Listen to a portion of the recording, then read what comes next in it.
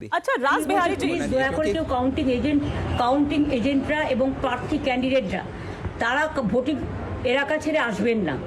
Strong রুমে যেখানে counting হচ্ছে মানে সেন্টারে সেখান ছেড়ে কেউ আসবেন না। এটা বিজেপির প্ল্যান। প্রথম 2-3 রাউন্ডে আমি কালকে থেকেই বলছি যে ওদেরগুলো আগে দেখাবে, আমাদেরগুলো পরে দেখাবে। এবং অনেক জায়গায় 2-3 রাউন্ড কাউন্টিং করার পরে প্রায় 100টা জায়গায় কাউন্টিং বন্ধ করে রেখে দিয়েছে। এবং কল্যাণীতে ধরা পড়েছে 7টা মেশিন যেখানে কোনো মিল নেই।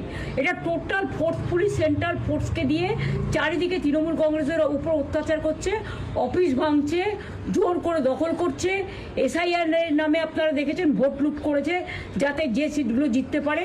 কিন্তু এখনও এমন 70টা সিট আছে, 100টা সিট আছে যেগুলো আমরা এগিয়ে আছি সেগুলো বলছে না। টোটালটাই মিথ্যে নিউজ খাওয়াচ্ছে। আগে ডিআইসিও এই খবরগুলো দিত কিন্তু তাকে কালকে চেঞ্জ করে দেওয়া হয়েছে। টোটালটাই ইলেকশন কমিশন নিজের ইচ্ছে মতো খেলছে এবং সাথে কেন্দ্রীয় বাহিনীকে নিয়ে। এবং আমাদের পুলিশরা টোটাল মাথা নত করে কেন্দ্রীয় বাহিনীর আন্ডারে কাজ করছে। সুতরাং আমি সব আমাদের কাউন্টিং এজেন্টদের, আমাদের সমস্ত পার্টির কর্মীদের বলবো অত মন খারাপ করার কারণ নেই। আমি বলেছিলাম সূর্যাস্ত পরে আপনারা জিতবেন। 3 রাউন্ড 4 রাউন্ড কাউন্ট হলেও এটা 14 রাউন্ড থেকে 18 রাউন্ড কাউন্ট হয়, তখন আপনারা জিতবেন।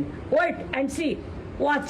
আমরা সবাই আপনাদের সাথে আছি, আপনারা কেউ ভয় পাবেন না, নিশ্চিন্তে থাকুন। আমরা বাঘের বাচ্চার মতো লড়াই করে যাবো।